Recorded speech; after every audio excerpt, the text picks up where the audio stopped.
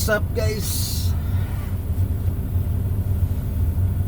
Magandang araw sa lahat dyan.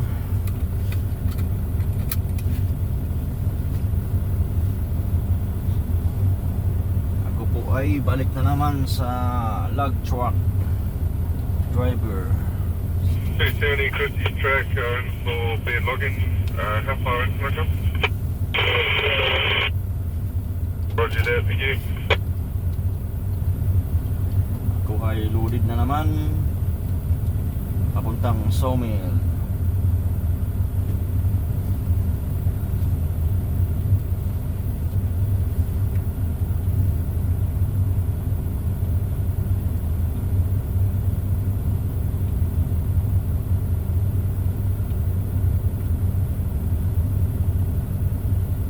You got room for about 10.5. If you can't get it on, just don't go too high. That's the main thing.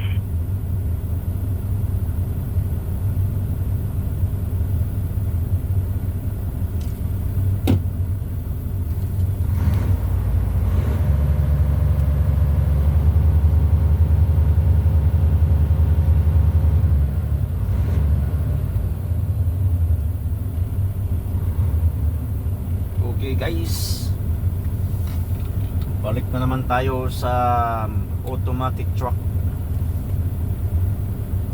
Alright, tara na. At tayo'y bibiyahin na.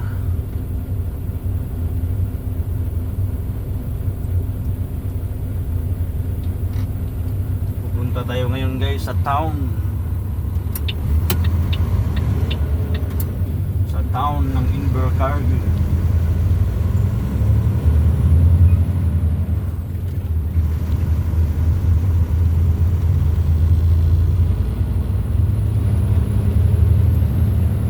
Ipakita ko ulit sa inyo guys yung pagdaan sa mga roundabout, kasi nung unang video ko madilim pa kasi yun.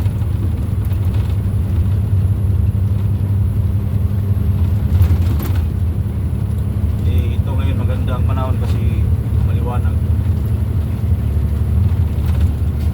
At least klarong-klaro talaga.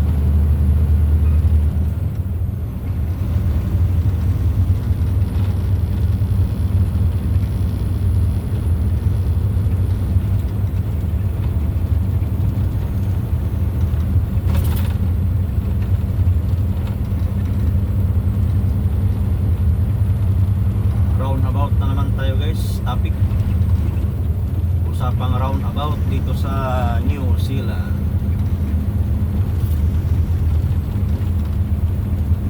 Dahil ito ay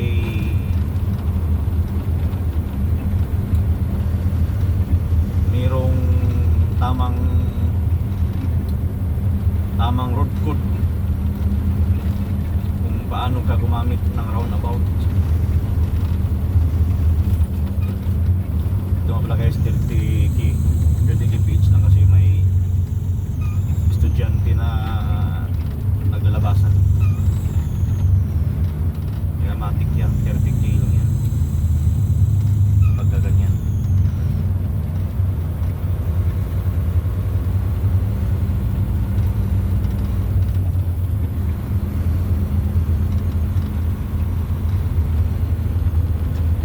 Naglabasan na ang mga estudyante.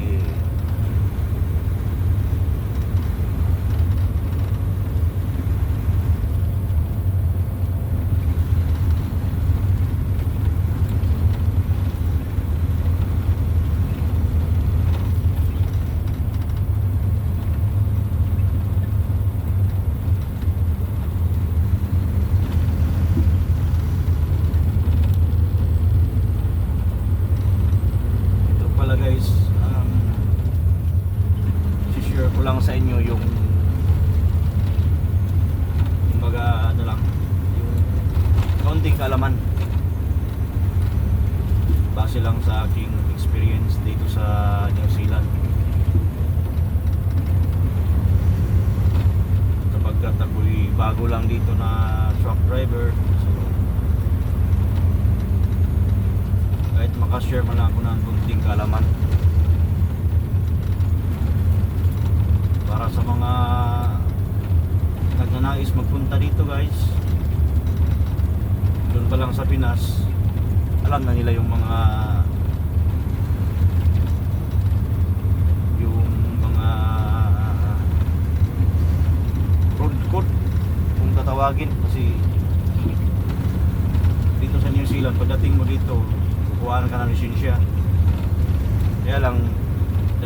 ng mga exam. Dalawang exam pa yung dadaanan mo guys bago makakuha ng lisensya. Kaya ngayon isi-share ko lang sa inyo yung sa roundabout para hindi na kayo malito pagdating sa exam. Ito guys, roundabout is merong 4 na entrance exit. Itong ngayon sa atin isa, tapos dito pangalawa, yung diretsuhan lang pangatlo, tapos yung kanan yun yung pang 4.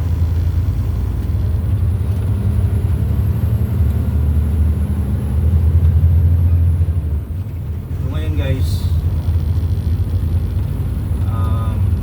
kung halimbawa kayo ay papasok na ng roundabout, tapos ang uwi nyo ay kaliwa, bago pa lang kayo maka-approach sa roundabout, mag-signal na kayo ng kaliwa.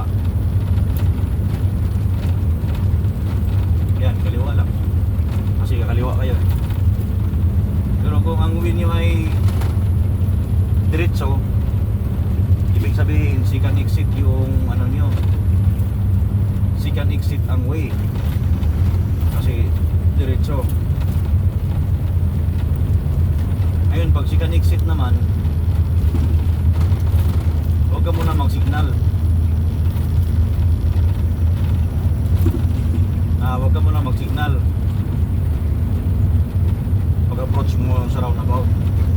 Pagpasok sa roundabout, saka ka na mag-signal pagpasok mo doon sa first exit.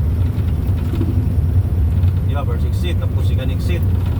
Second exit ka eh. So, doon ka na mag-signal sa pagtapat mo lang ng first exit, saka ka na mag-signal pa kaliwa. Ibig sabihin, i-exit ka doon sa second exit. Yun yung diretso. Alright. Second exit, sabihin talagang ano yan siya, diretso. Kaya lang may tinatawag na exit. Gawa nung siyempre roundabout talaga. 4 yung butas. First exit, second exit, third exit, yung kanan, fourth exit, yung U-turn, parang nag-U-turn ka, yan yung fourth exit. Kumbaga bumalik ka dun sa kinanan mo.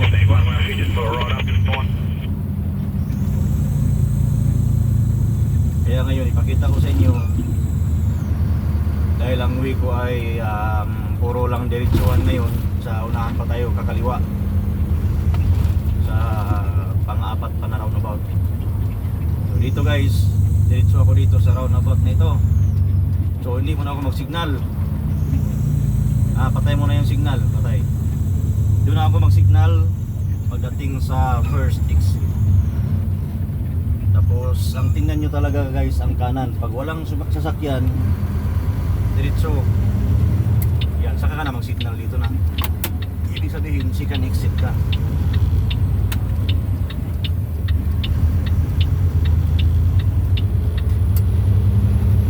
Tapos ito guys, two lanes na siya. Itong daan kasi dito sa town, may two lanes, may one lane. Kaya pag two lanes ang daan, kung halimbawa ang way mo ay dire-diretso lang talaga, dito ka talaga sa left lane. Kasi dalawa ang way nito sa left lane. Pwede kang kaliwa, diretso. Kasi pag nasa right lane ka, sabihin kakanan ka sa roundabout. Kaya hindi ka pwede dyan. Kailangan kung diretso ang way mo, dito ka lang talaga sa left lane. Yan, gaya nito, left lane na ako kasi diretso lang ako eh. Yan, wag mo na mag-signal. Pagka clear ang daan, diretso. Tapos saka na mag-signal dito before ka mag-approach sa second exit. Sabihin yan yung diretso niya, second exit. So ngayon ay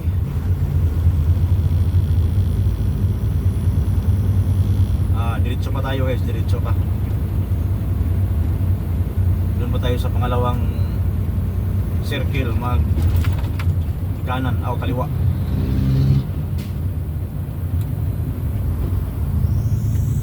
Basta pagka kanan guys, kailangan dito ka talaga sa ano, right lane.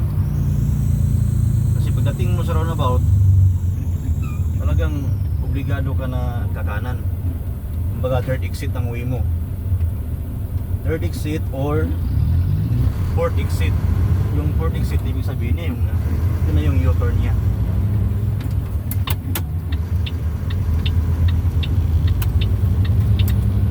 Tapos dito guys, huwag mong alalahanin yung kaliwa. Kasi yung nasa kaliwa, talagang hihinto yan sila para sa iyo. Kasi ikaw yung right of way. Ang bantayan mo lagi yung sa kanan.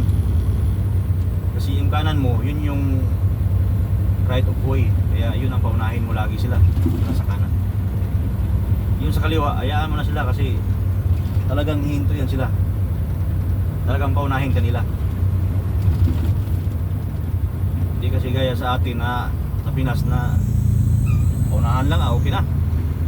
Pangusuan lang, okay na. Dito, hindi pwede. May ano talaga, giveaway rules talaga. Right of way.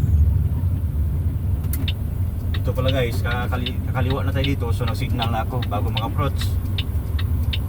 Kasi kakaliwa na tayo. So ganyan lang. Pag libre, diretso.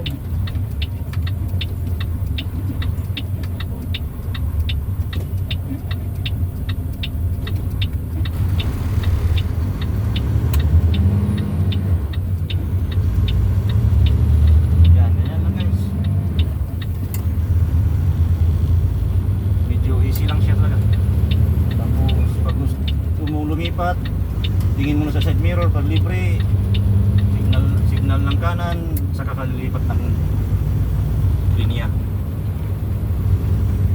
Kasi sa unahan guys, sa kanan na tayo dyan. Kaya lang hindi siya roundabout, yung ano lang, intersection lang siya. Kaya basta pagka kakanan kayo guys, gusto talaga kayo agad sa right lane. Yan talaga yung gustuhan ng mga kumakanan, right lane talaga. Pag left lane naman or diretso ang way mo or left turn ka, left lane lang talaga ang daan mo. Pag tatlo yung linya, di gitna ka na, alam na yun.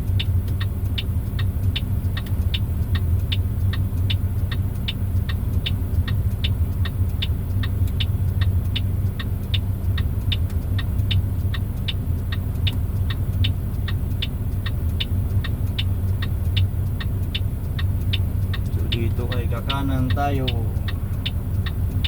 pag go ng stoplight.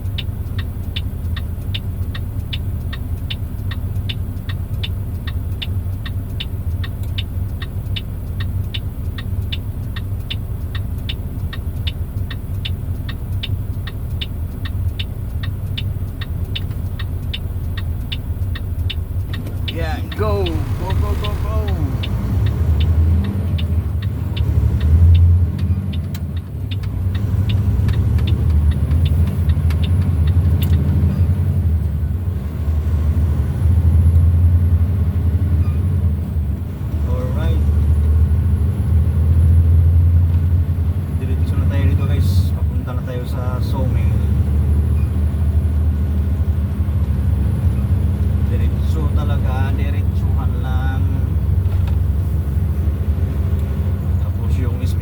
Guys is 50 lang talaga pag tao. 50 kph lang talaga.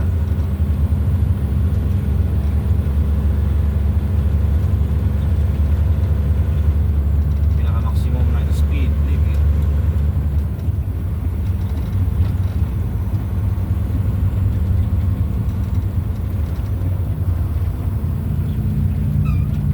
Alright guys, sana po ay may natutunan kayo dito.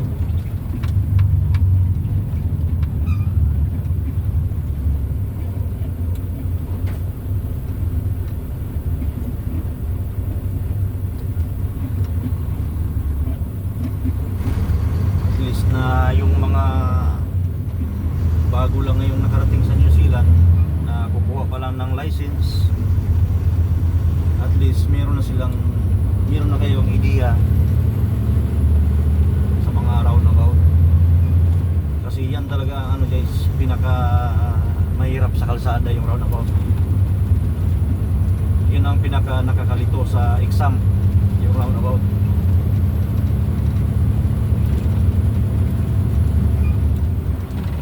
Ang dami nang bumagsak niyan, daming nagkamali sa exam gawa anong roundabout. Dahil nakakalito talaga siya. Hindi gaya ng mga intersection lang, mas madali kasi gawa ng kakaliwa ka lang, diretso, kanan, ganun lang ang intersection. Pag roundabout kasi meron talagang rules. Meron silang rules na dapat yun talaga ang sundin. Hindi pwede na may kanya-kanyang diskarte. Hindi pwede yan guys dito sa New Zealand. Rules talaga sila.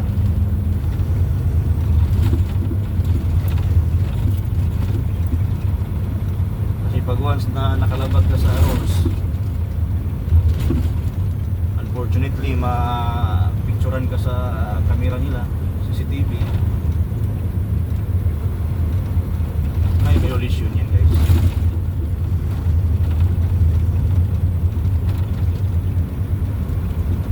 Speaking talaga na may violation ka pagka hindi ka talaga sumunod ng rules nila dito sa New Zealand.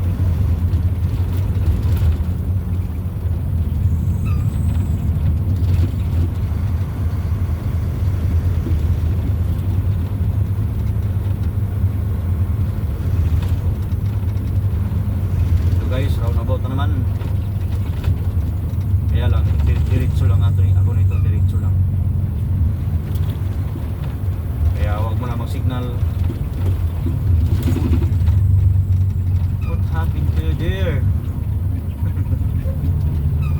Na-short sa kaliwa. Pick up na pula.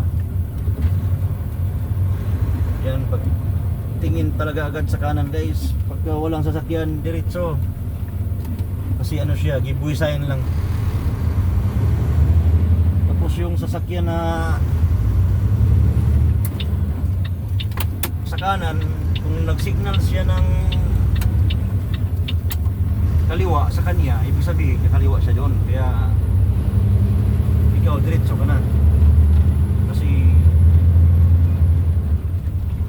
sabihin alam mong siya ay kakaliwa doon sa galing sa kanya, kung baga first exit kaliwa siya. Kaya ikaw hindi ka na ma-worry kasi pwede ka nang dumiretso. Pero pag tingin mo sa sasakyan guys, sa kanan mo ay walang signal, indicator, wala siyang indicator, ibig sabihin diretso siya sa'yo. Kaya hinto ka talaga kasi giveaway ka eh. Yun ang ano dito guys pala, tandaan din pagdating sa roundabout. Before ka mag-approach, tingin ka agad sa kanan. Pag may nag-signal ng kaliwa, ibig sabihin pwede kang dumiretso kasi kaliwa lang siya dun sa first exit. Pero pag walang signal, ibig sabihin didiretso siya, so ikaw hinto ka talaga kasi giveaway yan eh. Ngayon, ang sasakyan naman ay nag-signal siya sa kanan niya, ibig sabihin third exit siya or U-turn, fourth exit. So hinto ka rin kasi talagang nadaan yan sa'yo. Nadaanan niya yung first exit, second exit, third exit or fourth exit kasi nag-signal siya sa kanan. Yun ang tandaan talaga. Kaya medyo nakakalito siya, pero pagka lagi ka nang gumagamit sa roundabout, memorize mo na rin guys kahit mga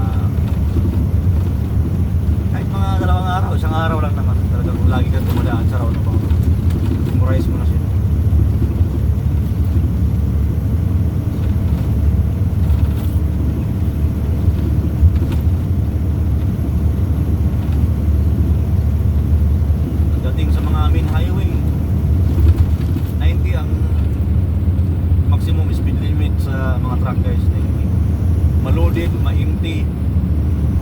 90 talaga siya.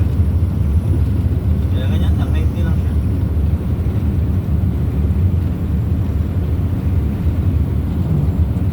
Hindi ka rin pwede na mag 100 kasi pang car lang yun. Ikaw ay nag 100 tapos may nakasunod sa yung police, pwede kang parahin nun. Pulihin ka talaga. Overspeeding.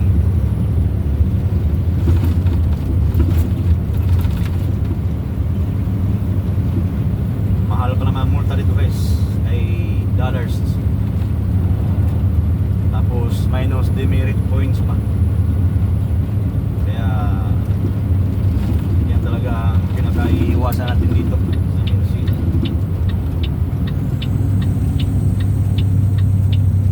Kasi pag ikaw ay puro huli, ibig sabihin kasi kukunin yung lisensya mo, hindi ka na makapag-drive ngayon, may possibility na pauwiin ka na employer sa Pinas. Pauwiin ka na wala kang madala. Kung meron man, pero depende na yan sa kumpanya. Kasi ikaw naman talaga ang may kasalanan.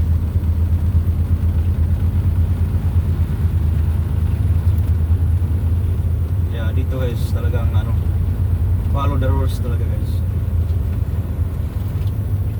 Hindi pwedeng may kanya-kanyang discarding. Kung sino yung giveaway, siya yung mag-giveaway. Kung sino yung right of way, siya yung right of way. Hindi rin siya mag-giveaway kasi siya yung right of way.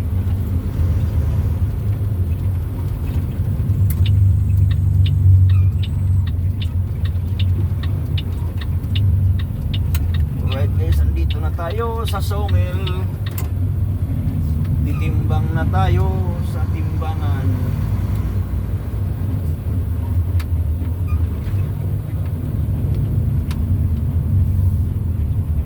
Titimbang na. Timbang na si ako.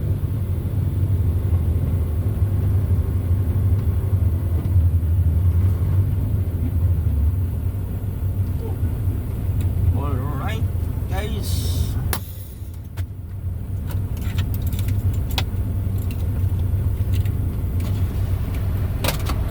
paglit lang guys, I'll be back for a while.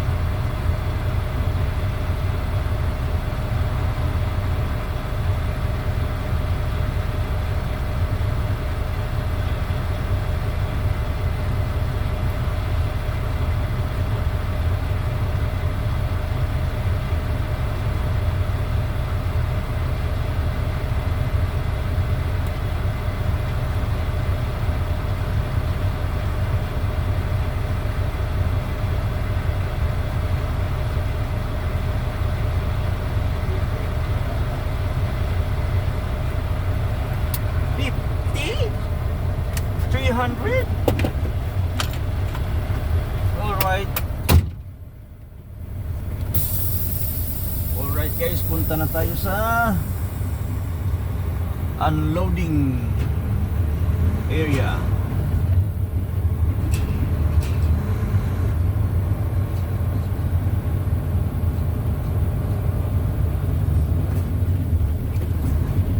Unloading area.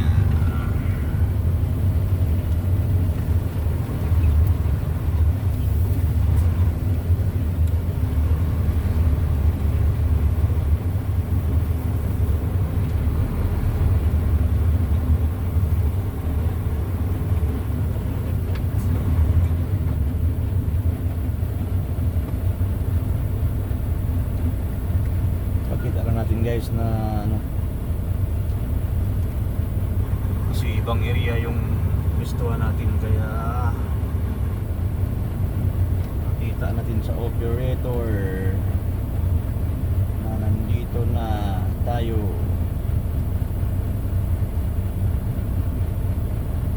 Kasi bukod kasi itong ano guys, yung karga ko ngayon, yung pang wood chip siya. Ito yung banda, kailangan makita ka ng operator.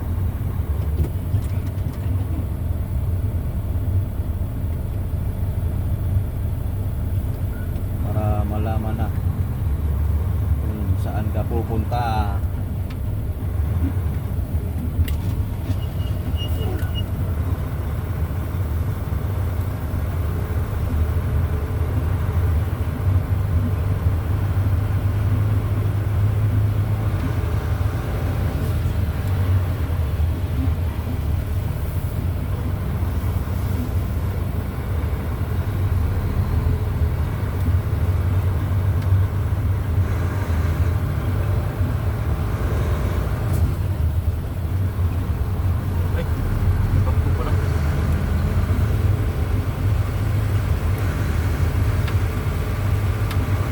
Ko pala naman si Bakko guys, andito pala.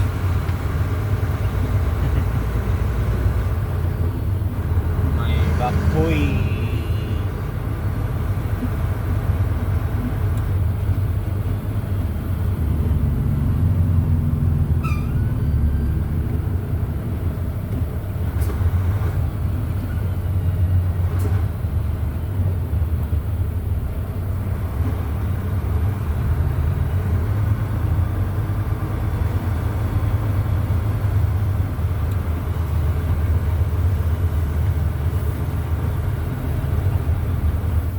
Alright guys,